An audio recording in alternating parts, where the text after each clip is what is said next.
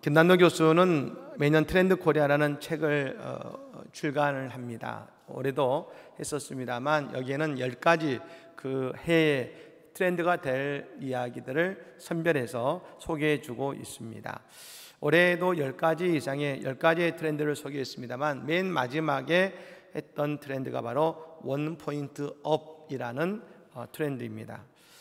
과거에는 위대한 인물들을 롤모델을 삼아가지고 장기적인 노력을 했습니다. 내가 그 롤모델처럼 될 거야 라고 하는 그 장기적인 노력을 했습니다만 요즘은 자기가 잘할 수 있는 일을 찾아서 실천하면서 조금씩 성취감을 쌓아가는 것입니다.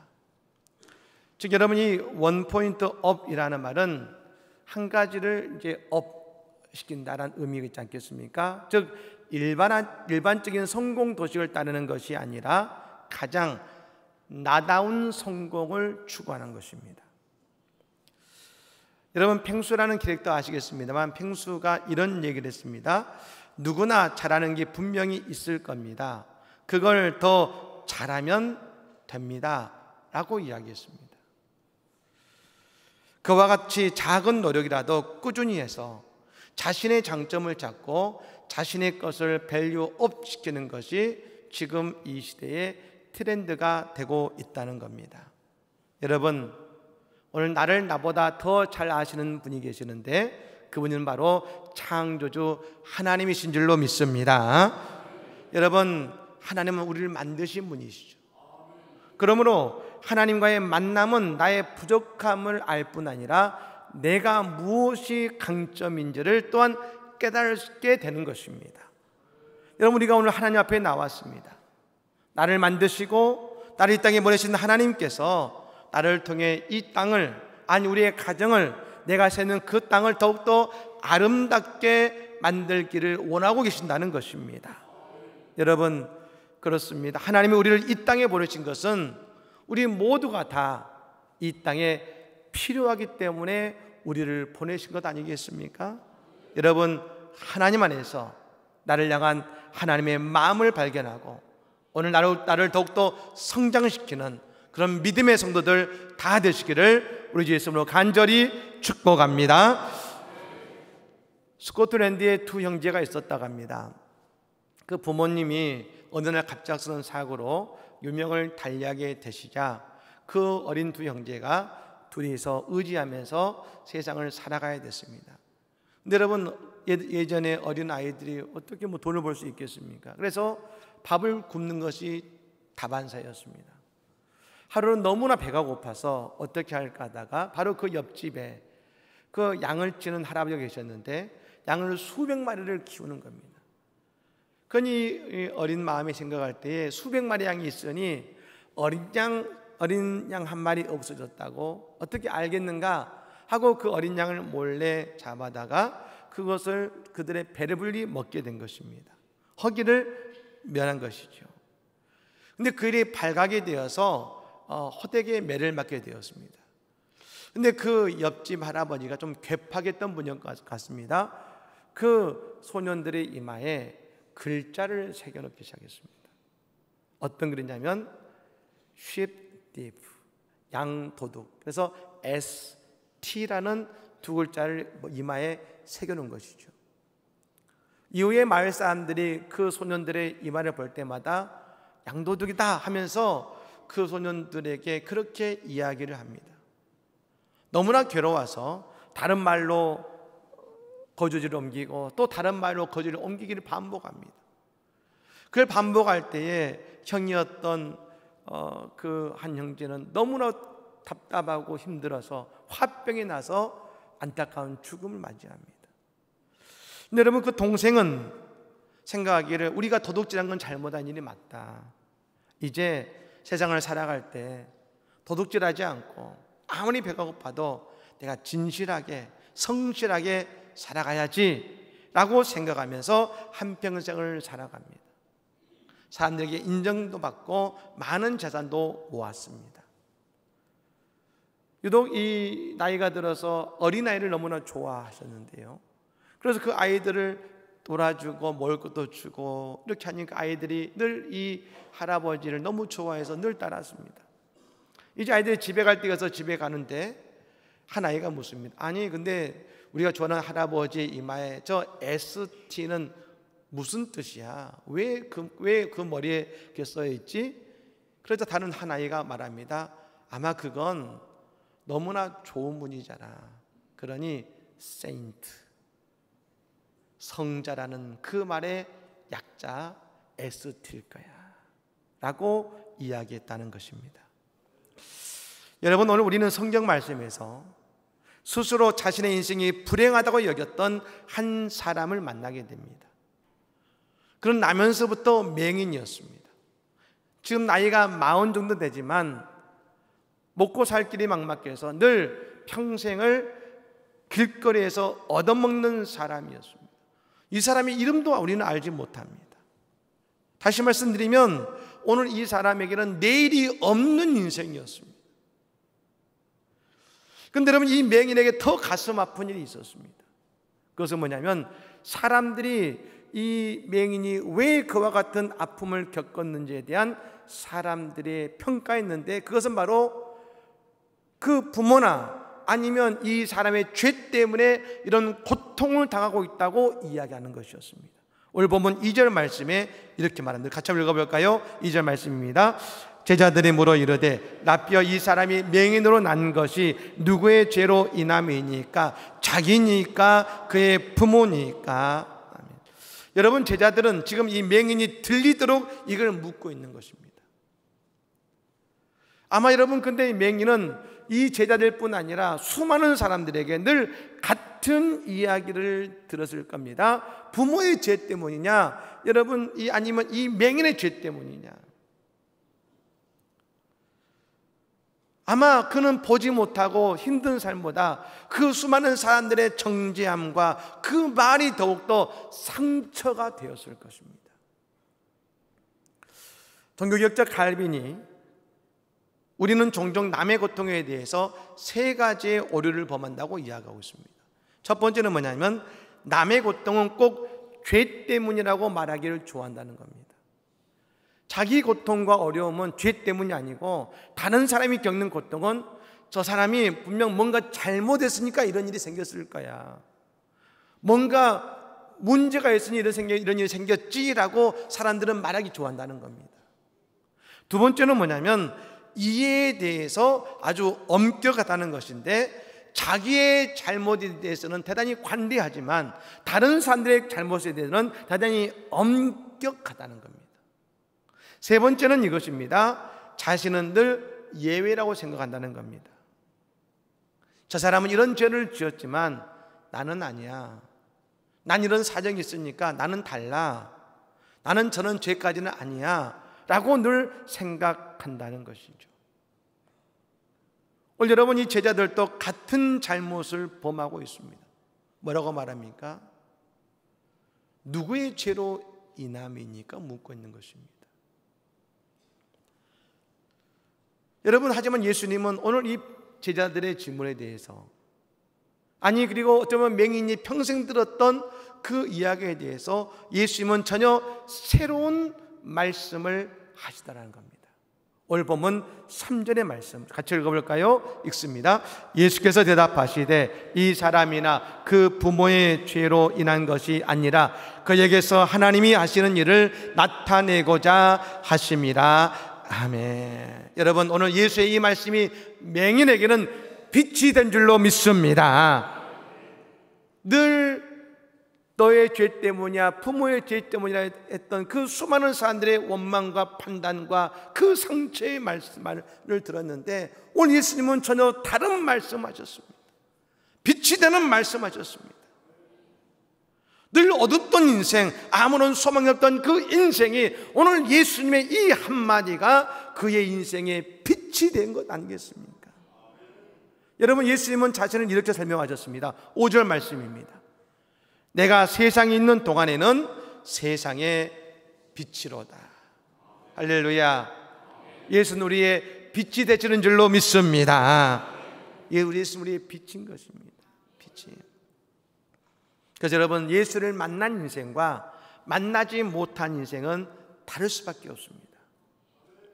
세상은 여러분, 예수님에 대해서 의외로 잘 모릅니다. 피상적으로 알고 십자가만 알지 예수님이 누구신 줄 잘 모릅니다. 아니, 그뿐 아니라 우리가 교회를 다니는 경우에도 예수를 잘 모르는 경우도 다반사인 것입니다. 여러분, 하지만 우리가 예수를 만나면 말입니다, 예수 그리스도를 내가 인격적으로 만나면 세상이 나를 향해 가지고 있는 편견, 아니 나 자신도 나에 대해서 잘못 가지고 있었던 그 잘못된 생각들이 내가 예수를 바라보고 알고 예수를 만나면 그 모든 생각이 바뀌어져야 될 줄로 믿습니다. 예수를 만나야 달라지는 것입니다. 그런데 여러분, 오늘 예수님이 뭐라고 말씀하셨습니까? 예수님 말씀하시면 그에게서 하나님이 하시는 일을 나타내고자 하심이라.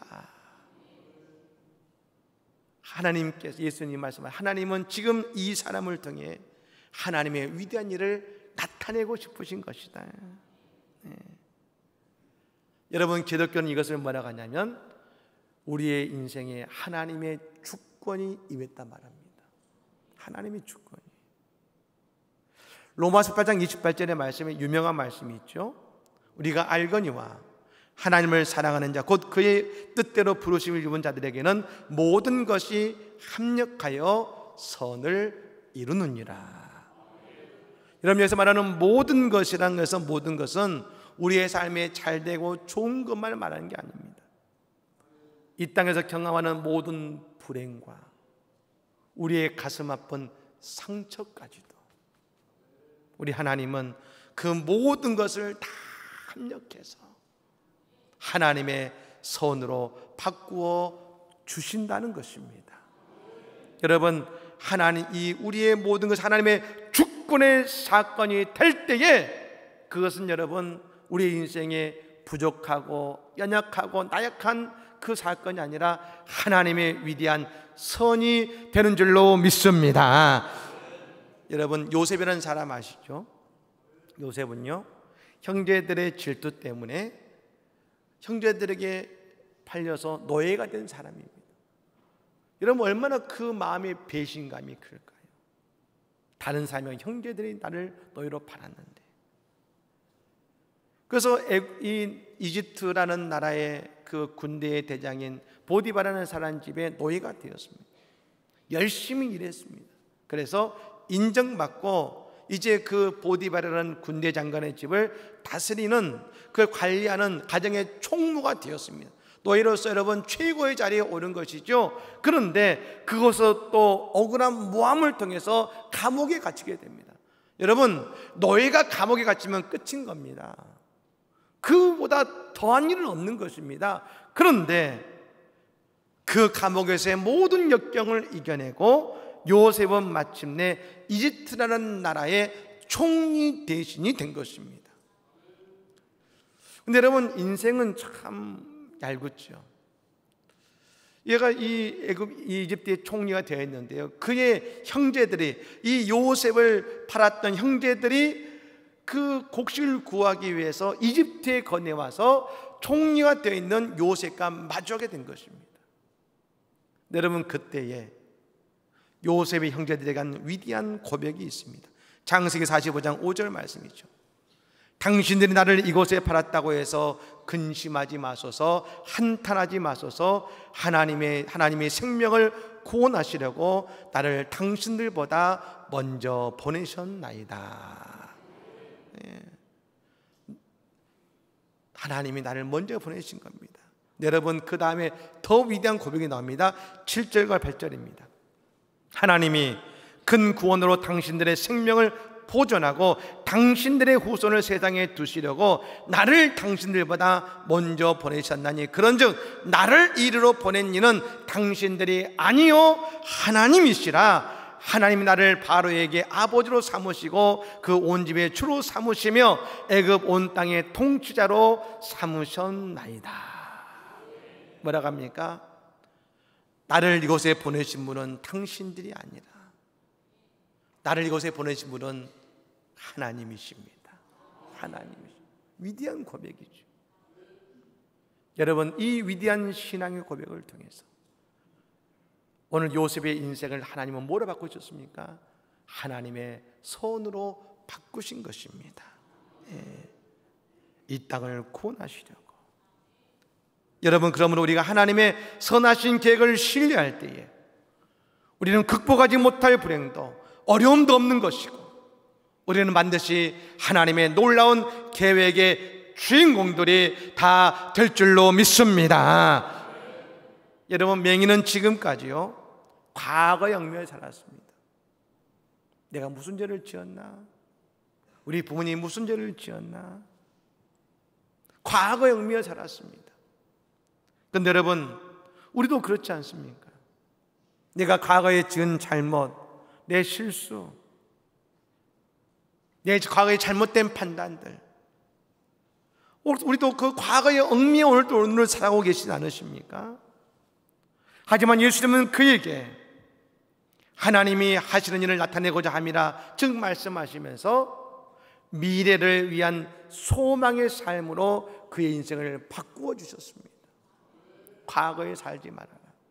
이제는 미래를 바라보고 하나님 너의 인생을 통해 이루실 위대한 미래를 바라보고 살아가라고 말씀해 주고 계신 것입니다. 여러분, 그래서 말입니다. 성도는 오늘의 고난이 미래의 축복의 씨앗이라고 생각하며 우리는 나아가야 될 줄로 믿습니다. 멕시코에 유명한 화가가 있습니다. 프리다 칼로라는 여성 화가입니다. 원래 이 프리다 칼로라고 하는 멕시코 화가는 대단히 유복한 가정에 태어났습니다만 어릴 때 소아마비로 오른쪽 다리가 절었습니다. 여러분, 그럼에도 불구하고 열심히 공부해서 15살에 멕시코 최고의 국립대학에 그는 입학하게 된 것입니다. 어느 날 학교를 다녀오는 버스가 이 전차와의 이 사고를 통해서 큰 사고가 납니다. 여러분, 그 사고 때문에 이 프리다 칼로라는 이 여성, 이 학생이 그렇잖아도 다쳤던 오른쪽 다리가 완전히 망가져 버립니다. 무려 9개월을 병상에서 꼼짝 못하고 누워 있어야 했습니다. 근데 여러분, 그녀는 운명의 항복을 거부했습니다. 그는 생각했습니다. 내가 지금 이 침상에 누워있지만 내가 할 수 있는 것이 무엇인가?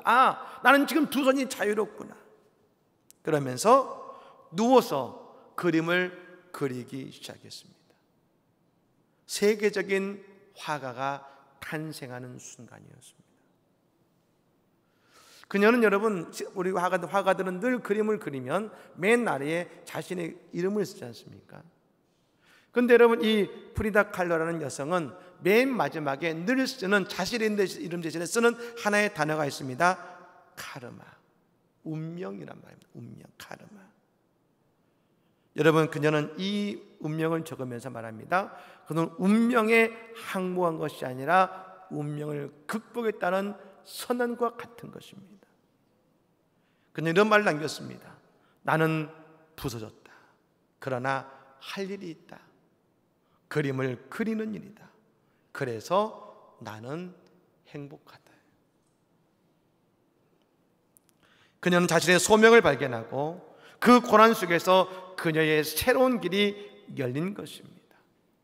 사랑하는 여러분, 오늘 우리의 인생의 불행과 아픔과 고통 속에서도 하나님의 놀라운 계획이 그 속에 숨어 있음을 여러분 믿으시기를 바랍니다. 여러분, 여기에 우리는 맹인의 인생이 바뀌는 또 한 가지의 모습을 보게 됩니다. 그것은 예수님께서 그 맹인에게 그 눈에 진흙을 발라주시고 실로암에 가서 씻으라 하시는 그 말씀의 구절입니다. 7절 말씀 한번 우리 같이 한번 읽겠습니다. 7절입니다. 이르시되 실로암 못에 가서 씻으라 하시니, 실로암은 번역하면 보냄을 받았다는 뜻이라. 이에 가서 씻고 밝은 눈으로 왔더라. 아멘. 따라 볼까요? 밝은 눈으로 왔더라. 여러분, 오늘 이 아침에 이 시간에 우리의 눈이 밝아질 줄로 믿습니다. 여러분, 예수님이 침을 뱉어서 진흙을 이겨서 말입니다. 그 맹인 눈에 발라주셨습니다. 그리고 실로암에 가서 씻으라 하셨습니다. 여러분, 그 다음의 선택은요, 맹인의 몫입니다. 나 안 갈렵니다 하고 그 자리에 주저앉을 수도 있습니다. 예 하고 가다가 엉뚱것으로 갈 수도 있습니다. 하지만 이 맹인은 실로암 연못으로 갔습니다. 왜요? 그가 예수를 통해 미래의 소망을 보았기 때문입니다. 아무도 그에게 미래의 소망을 얘기해 주지 않았는데 그는 예수를 통해 미래의 소망을 보았기 때문에 예수의 그 말씀에 순종할 수 있었다는 것입니다.